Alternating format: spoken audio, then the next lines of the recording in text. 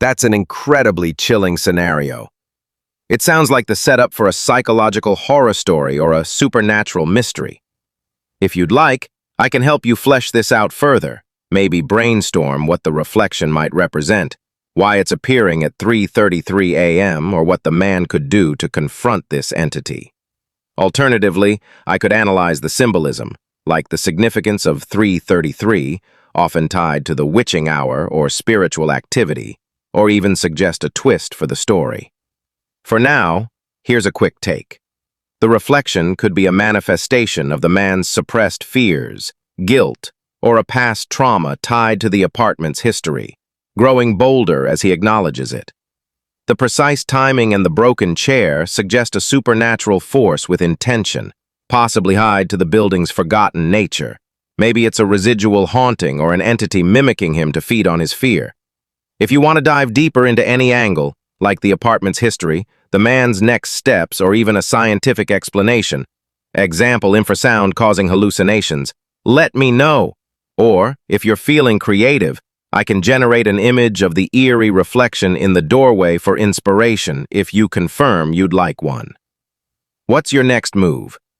The man, let's call him Elias, is rattled. The footage of his reflection, or whatever it is, standing in the doorway, staring at him with unblinking eyes, has him sleeping with the lights on. But the next night, at exactly 3:33 a.m., the lights flicker out and the door creaks open again. This time, Elias is awake, heart pounding, clutching a kitchen knife under his blanket. He doesn't dare move, but he feels the air grow heavy, like the room is holding its breath. In the dim moonlight filtering through the window, he sees it, the reflection, standing just inside the room now, a step closer than the night before. Its head tilts slightly, as if studying him, and though its face mirrors his own, the expression is wrong, too still, too knowing. Elias tries to rationalize it. Maybe he's sleep-deprived, or the apartment's old wiring is messing with his head. He checks the camera the next morning, but the footage is corrupted, static and warped, with only fleeting glimpses of a silhouette that looks like him, but moves with an unnatural, jerky grace. Desperate for answers, he starts digging into the apartment's history.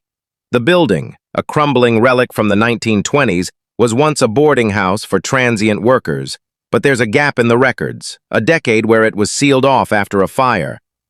The librarian he speaks to, an old woman with a nervous tic, mentions rumors of a tenant who never left, though she clams up when pressed. That night, Elias tries a new tactic. He places a mirror facing the bedroom door, hoping to trap or confuse whatever's coming through.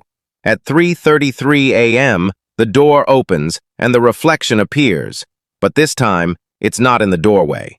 It's in the mirror, pressed against the glass from the inside, its breath fogging the surface.